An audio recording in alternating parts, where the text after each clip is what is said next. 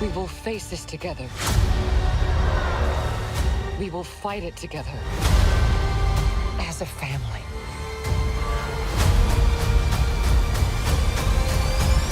Hey, Mark Ellis with Rotten Tomatoes here with the cast of Fantastic Four, enjoying some of the snacks that are movie-themed. How was the Pop-Tart, Pedro? It was delicious, actually. It looked like a prop, but it was real. I don't know how good it is for me, but it tastes... It was worth it.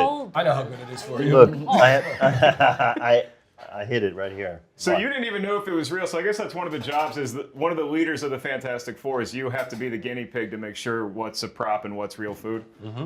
Yeah. Taste test. It's really good. Is it good? Yeah. It does look delicious. They gave me a box earlier. I'm going to dive into them later. For right now, this movie's about to come out. I want to ask each of y'all, it could be the world, it could be his answer as simple as Herbie. What are you most excited for Fantastic Four fans to check out in this movie?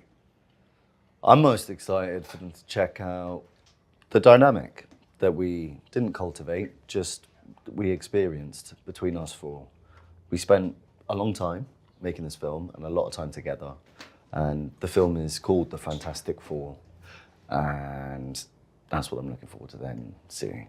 It was really impressive watching the chemistry between y'all. So there's a couple like pockets of chemistry that I was really excited to see. One was you, Joseph, and Vanessa, like that sibling rivalry. I have an older sister. I know how that goes. How did that dynamic come about on set? Vanessa and the rivalry was there from day dot, wasn't it? We're very competitive, myself and Vanessa. No, I don't know about the rivalry, but there's certainly, I mean, I've been an admirer of Vanessa's work for many, many years, and strangely, we didn't know each other before we started filming this. Weird. Even though we've got lots of mutual friends. So Hadn't I even was met. hadn't even met, not once. So I was really honoured and excited to get into that with her. Yeah. So I asked your director, Matt, this as well. I'll give you the answer after I hear from y'all. Who is, like, every great sports team has like that glue person, right? Like that good locker room presence. Who's the glue of the Fantastic Four in y'all's opinion? Let's start with you, Vanessa. Oh my God, that's honestly, I think it's really shared. I don't think Yeah, that's a trick question. that's a tricky one. But I think maybe it was set up for it not to be like that. Do you know what I mean? Because in a way, if you think about the group and in the comics and everything, they can't exist without one. Like they wouldn't defeat the things they did without all the different skills. So Yeah. that is a trick question. Very diplomatic answers on the end. Pedro, Joseph, you all got a different take? Is there one person who's like the real glue? Oh, I think it's this one here. He's also- got a sudden twitch. He's developed a sudden twitch. I also think Matt chose Vanessa as well. Matt chose this young man right here. Ben Evan. is the glue Oh, the of character. the Fantastic Four. Oh, the Oh, we character. thought you meant the actors. Character. Yeah, it's the Fantastic Four. Sorry, we thought you meant us. Guess what? He's messing with you. Oh, you meant characters. Then in which case, yeah, it's Ben. Oh, now it's easily Why is Ben. it Ben? Characters. Why? Because he I feel like we would come to him with everything. He listens. Yeah. Everyone Holding else it is down. busy and stuff. He listens. You got your head in the stars, you know. People, Yeah. people, you're out Out bustling. putting out fires. Bustling. Having This affairs. guy's doing who knows what's going. Yeah, He's the one affairs. starting the fires. I'm at home. You know, true. setting the Cooking. table. I got an apron on. I'm taking care of business back True home. glue. True glue. Yeah. All right, so if I give you all the keys to the Fantastic Four franchise, but you can't select any of your current team members, what are 3 other Marvel Cinematic Universe heroes that you would use in your Fantastic Four? Just go down the line. How many? You get 3, you get 3. You're in this team, so who are your 3 starters? We want Black Panther. Yep. Can we have Spider-Man, please? I want an X-Men. Okay. Who do you want? I want Mystique. Mystique. you can have Mystique. Definitely. Vanessa. Black Widow and Yelena. Yeah. Get my girls. Yeah. Do we get 3 each? You No, can have that's 3 one of each the if you three. want them, yeah. Okay. And Wanda, because she's seriously powerful. I go for the women. I like where your team's I go going. for the women, yeah. Yeah. I guess I'm with the ladies as well. Mystique, Storm, and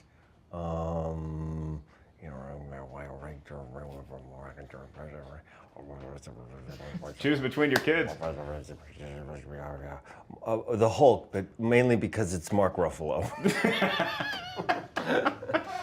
I'd like Black Panther. I'd also like Black Widow, and I'd like Iron Man. Good choices. Yeah. Black Panther, first one out of your mouth. I'm gonna go Black Panther, Gambit. Whoa. Just just go. Yeah, Okay. let's get crazy. Good in the casino. I also like Mystique too. You can have it. She can like become whatever she wants. And Wouldn't that be 3? no, is that 3? What about Mike? Okay, What that's about You guys all did a commendable job building your teams, but my final question might be the most important one of this entire interview. Fantastic Four, at some point you're going to have a family reunion. We all have our jobs to do at the family reunion. What is your job that you have to do for that family reunion party? guest list? Okay, Sue's handling the guest list. Guest list. Okay. People, organizing the people. I provide the drugs. Oh, I DJ. Yeah. Reed's doing the music and maybe some refreshments. I do the DJing. Yes, you're a good DJ though. I'm cooking. I'm making the snacks. And you're entertainment. Yeah. Yeah. There we go. Yeah. You're just the life of the party?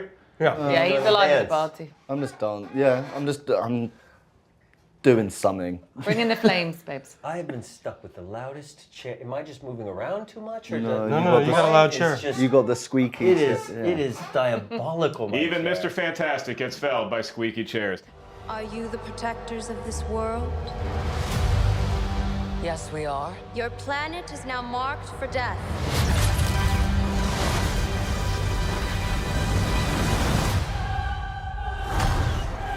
Hey, Mark Ellis with Rotten Tomatoes. So I love asking folks this question when you're new to like a giant universe like this. What's it like when you get the call that you're going to be Galactus Silver Surfer? What was that? Initially kind of confusing because I'd kind of had a meeting with Matt Shackman and, I thought it kind of went well, but wasn't expecting the process to be as quick and easy as it was, and it turns out that that's been the case for most of the people on it. But yeah, you kind of get that and you think, oh my God, that's amazing. It's like, one of the biggest, most amazing jobs I've ever got in my life. And then you kind of go, oh my God. Yeah, I'm the first guy to play this character that means so much to millions of people and comic fans. So yeah, you're kind of constantly alternating between joy and pride and utter terror. I can't imagine Matt sitting down with you and being like, this guy isn't Galactus. Like, just hearing you talk, it's like, no, that's the guy. We can go ahead and stop the search now. Okay. How about you, Julia? What was it like for Silver Surfer? I mean, again, another character that comic book fans are so familiar with for so long. Yeah, well, stressful. But no, it was kind of a similar casting process. I met up with Matt. The meeting was, it was great. He's so lovely. And, and then I walked away and I wasn't really sure. I'm like, did he just offer me the role? But then I was like, no, that's kind of crazy. And then like a few days later, they're like, yeah, would you, do you want to do it? And I was like, oh, that was like an offer. Okay. But because it's so disbelief because it's such a Fantastic big deal. Four. It's such a big deal. So, no, but it was so exciting. But I've heard interviews with Joe and Devon. Yeah, It tells same us thing. exactly the same story. It was like, But meeting, that's- and then a couple of days later, yeah, do you want to do it? Yeah, but that's also just Matt. Like he really, whether it's his casting process or just his directing style and the visuals, all of it, he really knows what he wants, and he's very clear. And that is a superpower, especially when you're a director, to have a clear vision. So, Did each one of you have like a favorite antagonist or villain from the Marvel Cinematic Universe, from seeing the previous movies or reading the comics ever, that you're like, oh no, that's the one that I got to top. Like, that's my favorite right now. I don't know, man. I suppose for Thanos is a huge presence, kind of similar to Galactus. So I knew I had to get into that kind of ballpark, as it were.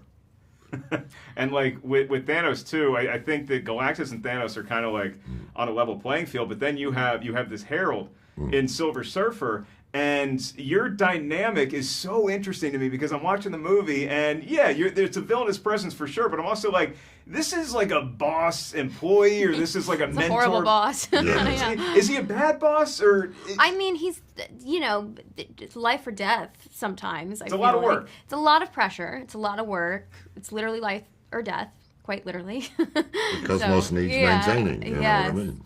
Yeah. How do you feel about your employee here? Is this like employee of the month material? I mean, it seems like Silver Surfer's working pretty hard for you. Yeah, well, yeah, up to the start of this movie, she's done really well, and millions of years of loyal service, and it's been great. And we'll just see how our HR review goes at the end of this month. I get employee of the month.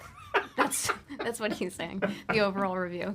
Well, I travel a lot for work too, so I was wondering, like, you're so busy in this movie, traveling from here to there, planet to planet. When you have some downtime, what would be Silver Surfer's favorite like stop? Like what's your go-to fast food when you're on the road? How do you eat? How do you nourish? What's your favorite Can you hotel? imagine if she just like surfs in with like going to In-N-Out and just like zooms in? I think that counts as a car if you're going through the drive-through. But on the board though, she would not drive. She would just. It's a vehicle. Yeah. It counts. Yeah. I think she would do that maybe. Go to In-N-Out. Yeah, from LAX. Yeah. That In-N-Out. Yeah, she probably would go to that In-N-Out right near LAX. So getting a lot done in this interview, man. We're learning a lot about y'all. Yes. I was really impressed with both of you because it's very stoic characters you're playing, but there's so much in there. Like I'm watching the scene that fans were losing their mind that they saw a little bit in the trailer where you announce I herald Galactus and you're talking about, the plan. That day, what is that like having to convey that emotion? Because it's very, monosyllabic, but there's so much that we feel from you and your character in that scene. Well, what's crazy is that was my first day on set. So the big herald scene was the first day? I was doing it 30 feet in the air on a construction crane on the edge of a surfboard with a harness and an earpiece so I can hear Matt Jackman's direction and Vanessa Kirby's line. And then I had a microphone in front of like 300 extras in the middle of Times Square. So that was my first day. No pressure. And then, but really, I think I was very clear how I wanted it to feel. And I think like the thing that was a North Star, and it's not related to the film at all, but I was listening to a lot of like T.S. Eliot poems that he was reading out loud that I was just finding on YouTube. Even though it's never going to be like that, but there was something in his delivery that felt warm but also scary at the same time. Wow, that's a great answer. Yeah. I'm not that good of an interview. Yeah. That's a great answer. Ralph, I wanted to close out with you and just ask you, because Silver Surfer, great herald, possible employee of the month material. If Silver Surfer's not available, busy at In-N-Out, who's the MCU character, good or bad, that you think would be a good backup herald in case Silver Surfer's preoccupied? I think Spider-Man would be pretty handy. Yeah. He'd make a good herald. Quick on his feet? Yeah. Clever, young, sprightly. Doesn't have the cracking old bones of Galactus. I'm starting to see who you recruit as herald. It's a young person's game. It is a young person. And yet Galactus has been around for a long time and he's kind of done. So, yeah, he needs somebody young to do the work for him.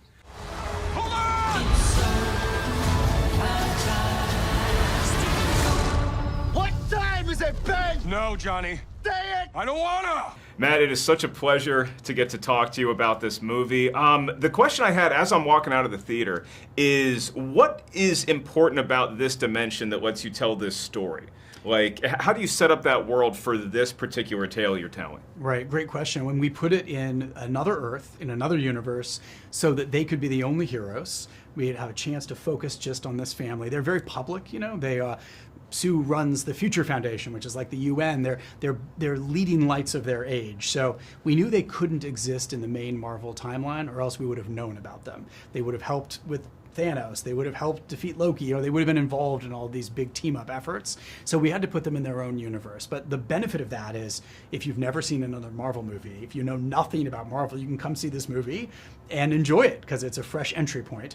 But if you're also a Marvel fan, you can come and enjoy the Mount Rushmore characters, the first family of Marvel, that they are really important to the Marvel story, history. And then there'll be in Avengers movies coming down the line. Which is so exciting that they get incorporated into this larger world. But like you said, I mean, one of the things I really took away from the film is I felt like I didn't need to do any homework, so to speak. I mean, I've seen all the other Marvel movies, but to have a movie that feels like such a fresh slate has got to be exciting. But then you also have these core characters that people have been loving for generations. So you're making a film and you want to please them, the hardcore fans. You also want to please everybody who's going to the movies to see a flick that weekend. Yeah. What's like the one essential factor or trait of the Fantastic Four that you wanted to make sure we got on the big screen? Well, they were a bold and original idea when they were created in the 60s by Jack Kirby and Stan Lee. Marvel wasn't doing so well. They were struggling. And this was their one big shot to kind of reinvent the company. And they decided to focus on a superhero team that was a real family. And this was a crazy idea. No one had ever done that before. And then they were popular immediately because they were so relatable. You know, here we have a husband and a wife, best friend, a brother and a sister, and we can all relate to that. And so I think the specificity of getting that family right was super important in making this movie so that people could see themselves reflected in it. I was so excited to hear you were directing this film because I think one of the biggest swings and the boldest connections that Marvel's ever made was WandaVision, where we really didn't know how that was going to turn out. I was at D23 when they announced that show, and it's like, man, they're taking a lot of different left turns with this. How is this all going to play out? And it's terrific. You really, you brought the mission home. So what was the biggest thing that you took from WandaVision, from your experience working on that, to something like Fantastic Four? I loved working on WandaVision. You know, it was such a highlight of my directing career. And it's similar in some ways. You know, it's about a family. It's about a husband and a wife. There are children. They are a real family who also happen to be superheroes. And it was a very stylized and specific world. We were doing sitcoms, a reality built on sitcom history. In this case, we're doing a retro future 1960s. It's a grounded real world for them in our movie, but it's something that required a lot of world building, a lot of very specific, details from production design to costuming to props, everything. Yeah, it feels like this world the Fantastic Four have, the Industrial Revolution might have happened a little earlier in the timeline. I think our world maybe focused a little too much on entertainment versus technology, but they seem to have a lot of similar things that we've had on this planet, which I think is fun to connect. Yeah. If you're looking at the characters, you're looking at the core four here, right? The Fantastic Four. I was stunned at how quickly I felt like they developed chemistry, because I know these things come together really fast in pre-production. They may not have a lot of time. They may not know each other off set yet. Right. So what was the moment for you when you're shooting this film, when you're watching all four of them interact and you're like, oh, we got a winner here. They really are connecting. Well, luckily we had that before we started filming. I'm a theater director too, so I believe in rehearsal. I believe in bringing people together. And so we had 3 weeks of rehearsal with our cast together, just going through the script, talking about history, trying to make these characters feel lived in, to make these relationships feel genuine. And I think by the time we got to rolling cameras, they had already had so much time together that chemistry was built. It's really, really cool to watch. And then we have Galactus as the big bad in this. So what do you think separates Galactus from all the other MCU villains that we've seen? He's one of the classic Fantastic Four villains, so it was kind of a no-brainer to use him in this film. He's larger than life, literally. He's a 1,000-foot tall space vampire. He's this force of nature. And he doesn't really, he's not trying to get revenge. He's not trying to punish. He just simply is, right? There's a line in the movie which is, what does Galactus want? He doesn't want, he feeds. He is something that is unknowable. And the Fantastic Four has always been about journeying into the unknown, which was very much about the 60s, space race, this whole idea of let's journey into space. We can, with the right technology, the right heart, the right mind, we can conquer anything. And so the idea that we would go into space and that while we were in space, we would encounter this incredible cosmic shark, that felt right. And it felt like a movie that was about the biggest, oldest thing in the universe confronting and coming up against the smallest, tiniest, newest, most innocent thing in the universe, a baby, felt right as well. That's right. I'm really proud of the fans. I'm really proud of all you fans out there, because I always try to encourage folks to speculate about stuff, but speculate responsibly. You know? And I feel like that's happening in the ramp up to this movie. And Thunderbolts had a great post-credit scene. Yeah. And so everybody's kind of buzzing as to how this is going to tie into that. Is there anything you can tease about how these worlds could eventually collide, like we saw that glimpse of at the end of Thunderbolts. Yeah, I mean, obviously, this movie is its own thing. You know, if you haven't seen another Marvel movie, come on in. The water's warm. And that is accurate. As somebody who's seen the movie, that is 100% accurate. You don't need to know everything about it. But one of the great things about Marvel is that interconnected storytelling. So these characters will have a bright future heading forward into the main MCU, getting to interact with all those heroes that you love so much when they get into Avengers Doomsday. I think the real answer to the next question I'm going to ask you is Herbie. Yeah. But I want to ask the cast this, who I haven't interviewed yet, is I'm a big sports fan, and so anytime you have a locker room, you have a team, you need that one glue person who's like there to kind of keep everything together. Who do you see out of the Fantastic Four being that one glue person? They all kind of have that trait, but who's the best at keeping the core together? Wow, you know, that's a great question. I mean, I think if it were one of the four, if I were allowed to pick one of the four, I would probably pick Ben, you know, just because he's best friends with Reed and Sue, you know, he's really tight with Johnny. He's got an individual relationship with all of them, but he's honorary family, right? He's not a blood relative of anyone there. So it allows him to have that kind of perspective. And I think he's also a wise character. He's gone through a lot. You know, he's a kind guy. You know, he's gruff on the outside, but really soft on the inside. And I think he has tremendous emotional intelligence. So I think there's an aspect to Ben that holds everyone together. And there's also Sue. You know, Sue is also the one who she's so sharp. She's not afraid to take risks. She'll jump in. There's a reason she runs the kind of the UN of our world, the Future Foundation. She's a world leader for a reason. She kind of gets it. She can talk to Mole Man. She can talk to Reed. She can talk to a normal person on the street. She gets it. So both of those two, I think, are key to the four functioning. Herbie is great. You know, he's definitely there.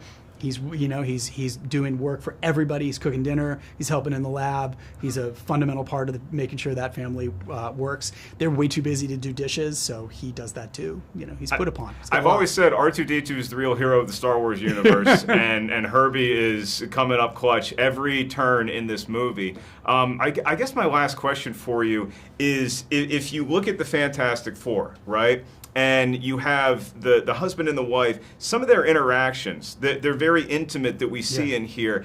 And your theater background makes all the sense in the world, because it really felt like there's a couple times here where I'm watching a stage play. Right. And it's close quarters, and they're having these real deep discussions. Is there a couple here on this earth that you would compare them to that you've seen in TV or movies throughout the years? You're like, oh, that's a little like... Interesting. Yeah, I mean, I would hope that it would feel like everybody's couple. You know, everybody understands how relationships work. You know, we've all been in there. You know, that situation, and I wanted them to feel as real as possible. You know, they're very, very different, and that's a common thing, right? Opposites attract. You know, he's very cerebral. She's very outgoing. You know, they complement each other in a great way. But oftentimes, you know, people who come together who are very different have a child, and all of a sudden now you have a common project to raise this child, and you realize, wait a minute, you have a different approach to this than I do. I don't always agree with you, and you have to negotiate and navigate a new situation, right? And so that's part of it. How does a baby change a couple's dynamic? How does it change a family? And having that be as real as possible. And yes, there are definitely scenes in this movie that wanted to be as close to my own experience of marriage too. You know, which is that marriage is it's an intimate process. It has, you know, its high points, like when you find out you're pregnant, to those other lower points where you're arguing over like the smallest things and the biggest things. And I really wanted Reed and Sue to feel like a very relatable, real